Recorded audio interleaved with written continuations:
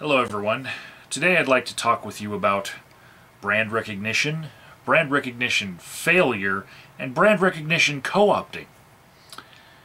Now, for the better part of the last 20 years, I've been a very large consumer of music. In fact, most of what you see behind me is not books, it's a giant CD collection. And something that I've noticed in my years of collecting music is that whenever a new sound comes out that people start to like, one record company, one corporation will jump on that new sound, and all of the other corporations and record labels, they will try to follow suit and find a band that sounds just like that. You know, whenever a new sound comes out that people like. In fact, right now I'm seeing that a lot with dubstep. To me, that seems like the craze of the time. But I first noticed this in the late 90s and in the last decade with the number of artists that I was familiar with that all had a song with the word creep in it. And that was kind of disturbing to me. Also, I don't think that the band The Cardigans would have been named The Cardigans if Kurt Cobain hadn't worn a cardigan sweater. I think that word was just a buzzword that a corporate record label slapped on that band. And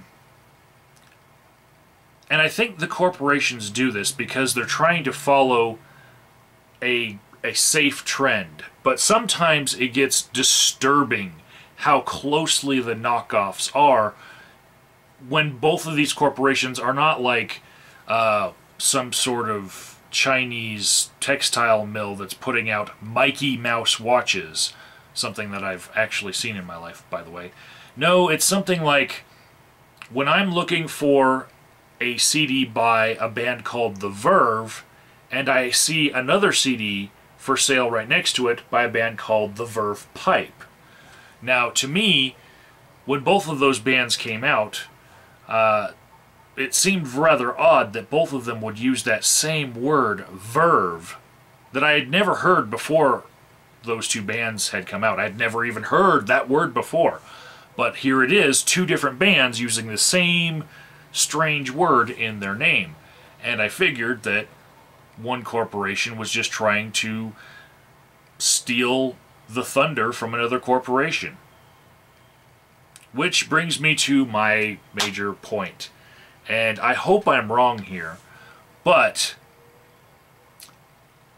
I'm actually worried right now that this stealing from other corporations mindset that corporate people think is okay to do, this is actually being used on a very large stage right now. I actually am very afraid that the presumptive nominee for the Republican Party, Mitt Romney, chose his vice presidential candidate to run with him, Paul Ryan, because when you put the names Mitt Romney, Paul Ryan together, it sounds a lot like Ron Paul. Mitt Romney, Paul Ryan, Ron Paul.